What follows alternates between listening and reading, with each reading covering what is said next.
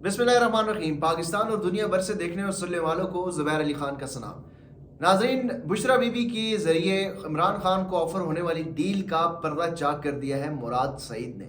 मुराद सईद ने जो ट्वीट के ज़रिए बुशरा बेगम को होने वाली ऑफ़र का जिक्र किया है, उसकी क्या हकीकत है और ये पैगाम बुशरा बेगम तक कैसे पहुंचा, और इससे पहले इमरान खान को कौन कौन सी डील्स ऑफ़र होती रहीं और किस के ज़रिए इमरान खान को ये कहा जाता रहा कि आप पीछे हट जाएं और 3 उम्मीदवार सामने ले आए, और वो 3 उम्मीदवार कौन थे, आज इस सारी सूरत हाल से पर्दा उठाएंगे। आज कुछ ऐसी मालूमात जो 9 मई के वाक़ये के बाद इमरान खान की जो पार्टी के ऊपर क्रैकडाउन हुआ था और पाकिस्तान तहरीक इंसाफ के सीनियर रहनुमा छोड़ कर जा रहे थे।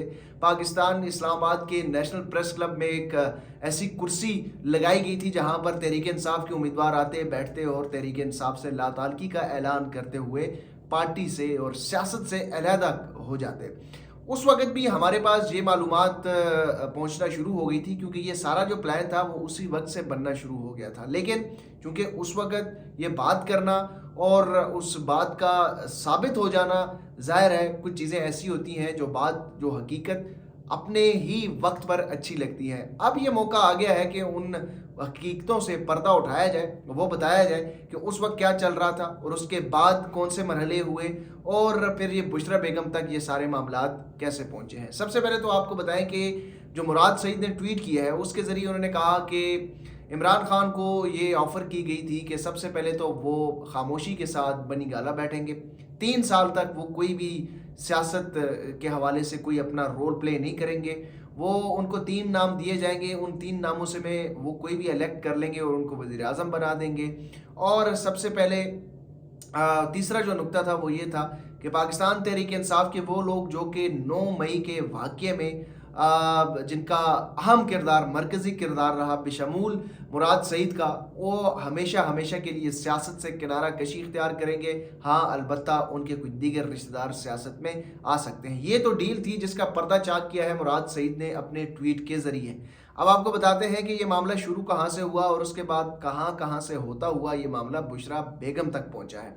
सबसे पहले आपको याद होगा जब पाकिस्तान तहरीक इंसाफ के चेयरमैन इमरान खान जमान पार्क में थे, ये 9 मई का वाक़या हो चुका था। 12 मई को इमरान खान ने एक कौम से खिताब किया था, जिस कौम से खिताब के दौरान उन्होंने चेयरमैन नैब और चीफ इलेक्शन कमिश्नर इन दोनों को आड़े हाथों लिया था और उसमें इमरान खान शदीद गुस्से में नजर आए थे। उस खिताब के बाद पाकिस्तान तहरीक इंसाफ के जितने भी लोग थे उनके खिलाफ क्रैकडाउन शुरू हो गया, मुकदमात दर्ज होना शुरू हो गए। आमिर कियानी सबसे पहले वो बंदे थे जिन्होंने पाकिस्तान तहरीक इंसाफ की ओहदे से और सियासत से अलहदगी इख्तियार की। इस्लामाबाद में उन्होंने प्रेस कॉन्फ्रेंस का आगाज़ किया और उस सिलसिला ख़त्म होने वाले सिलसिले का आगाज़ किया। फिर उसके बाद शीरी मिजारी आई, फिर ये सिलसिला जो है वो ना रुकने वाला सिलसिला जारी रहा। अलबत्ता आपको बताएं कि ये असद उमर ने एक प्रेस कॉन्फ्रेंस की थी इस्लामाबाद में और उन्होंने एक ऐसा सरप्राइज़ दिया था कि तमाम लोग जो है वो दंग रह गए थे कि ये क्या हुआ है। असद उमर ने उस वक्त तमाम लोग जो है वो पाकिस्तान तहरीक इंसाफ से लाताल्की का ऐलान कर रहे थे, लेकिन असद उमर ने पाकिस्तान तहरीक इंसाफ का सिर्फ ओहदा छोड़ा था।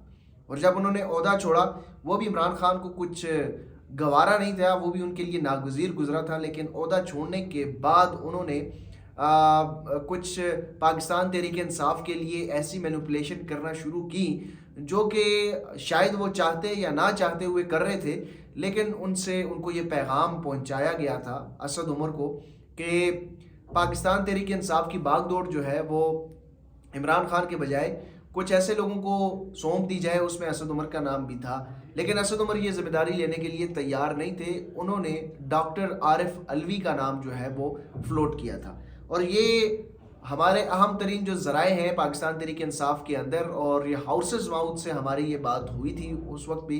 तो डॉक्टर आरिफ अलवी का नाम जो है वो असद उमर की लॉबी, जिसमें शीरी मिजारी और शफकत महमूद भी शामिल थे, उन्होंने फ्लोट करवाया कि असद उमर के बजाय डॉक्टर आरिफ अलवी जो है वो इस अहम जिम्मेदारी के लिए काबिल कबूल है। लेकिन साथ में असद उमर ने ये शर्त भी उन लोगों को बताई थी, उन लोगों को बताया गया था कि अगर इमरान खान ये शर्त कबूल करेंगे और उनके लिए अगर कोई भी बंदा चेयरमैन पाकिस्तान तहरीक इंसाफ या वज़ीर आज़म के लिए उम्मीदवार के तौर पर सामने आएगा تو وہ اسد عمر خود یا کوئی بھی پاکستان تحریک انصاف کا بندہ خود نہیں لا سکتا، اس میں عمران خان کی منظوری لینا بے حد ضروری ہوگی۔ اسد عمر نے کوشش بھی کی، مختلف جو رہنما ہیں انہوں نے بھی پاکستان تحریک انصاف کے اس وقت کے چیئرمین عمران خان سے گفتگو کی، لیکن بات نہ بنی۔ پھر ایک وقت آیا کہ جب فواد چودھری اور علی زیدی، عامر کیانی، ان کی ملاقات ہوئی شاہ محمود قریشی سے۔ پھر شاہ محمود قریشی کو ضمانت پر رہا کر دیا گیا اڈیالہ جیل سے، اور اگلے ہی دن وہ پہنچے زمان پارک۔ زمان پارک میں جب وہ عمران خان سے ان کی ملاقات ہوتی ہے تو عمران خان کو ایک بار پھر وہی ڈیل آفر کی گئی کہ آپ پاکستان تحریک انصاف کی چیئرمین سے پیچھے ہٹ جائیں، آپ کسی ایسے امیدوار کو سامنے لے آئیں جو پارٹی کو سنبھالے، اور اس کے بعد معاملات جو ہے وہ آگے لے کے چلیں۔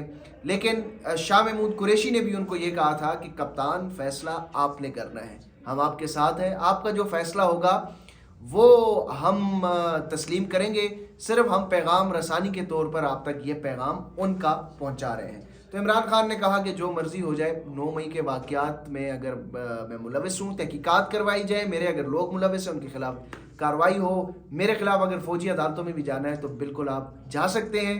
اور شاہ محمود قریشی کو یہ بھی پیغام دیا گیا، اگر آپ بھی میرا ساتھ چھوڑنا چاہتے ہیں تو بالکل آپ میرا ساتھ چھوڑ سکتے ہیں، اور اس وقت میں کسی قسم کی ڈیل کرنے کے لیے تیار نہیں ہوں، کیونکہ میں نے یہ حقیقی آزادی کی جنگ لڑی ہے، یہ حقیقی آزادی کے لیے میں یہ سارا معاملہ کر رہا ہوں، کوئی اپنی ذات یا اپنے اقتدار کے حصول کے لیے میں یہ نہیں کر رہا۔ یہ عمران خان کے اس وقت کے الفاظ تھے، اور اس وقت عمران خان بار بار جلسوں میں حقیقی آزادی کا لفظ استعمال کر رہے تھے۔ خیر، شاہ محمود قریشی گئے، پیغام جو ہے وہ پہنچایا، اور اس کے بعد دوبارہ سے وہ گرفتار ہو گئے، کیونکہ معاملہ کوئی اتنا زیادہ کوئی واضح طور پر سامنے نہیں آیا۔ پھر اس دوران محمد علی دورانی صاحب وہ ایکٹیو ہوئے، انہوں نے صدر مملکت ڈاکٹر عارف علوی سے ملاقاتیں کی، ڈاکٹر عارف علوی سے اسد کیسر اور دیگر جو سیاسی کمیٹی ہے ان کی بھی ملاقاتیں ہوئیں۔ پھر وہ پیغام دوبارہ عمران خان تک پہنچایا گیا۔ عمران خان نے جو محمد علی دورانی کو جو انٹرمیڈیٹ کر رہے تھے، اس وقت انہوں نے کہا جی مجھے تو ان کے اوپر اعتماد ہی نہیں ہے، اور ڈیل تو میں نے کرنی نہیں ہے، میری ڈیل صرف اور صرف، اس وقت عمران خان جیل تک پہنچ چکے تھے، اس وقت عمران خان کہہ رہے تھے کہ میری ڈیل صرف یہ ہے کہ انتخابات وقت پر کروائے جائیں۔ وہ معاملہ بھی ختم ہوا، عارف علوی کے ذریعے بھی وہ بات نہ بنی۔ پھر معاملہ آیا بشرا بیگم کا، بشرا بیگم کو بلا کر پیغامات پہنچائے گئے، ڈائریکٹلی انڈائریکٹلی۔ فرح گوگی بھی اس میں انوالو تھی، ان کو بھی ان کا چینل جو ہے وہ بھی استعمال کیا گیا، اور اس کے بعد یہ معاملہ جو ہے وہ عمران خان تک پہنچا، لیکن وہ ڈیل بھی جو ہے وہ قابل قبول نہیں ہوئی۔ عمران خان ابھی تک کھڑے ہیں، بشرا بیگم بلاخر جیل پہنچ چکی ہے۔ ہم نے پچھلے 19 جنوری کو اس ویلاگ میں بتایا تھا کہ اگر وہ ڈیل کامیاب نہیں ہوتی تو بشرا بیگم کو بھی ممکنہ طور پر گرفتار کر لیا جائے گا، اور وہ گرفتاری ہو گئی ہے۔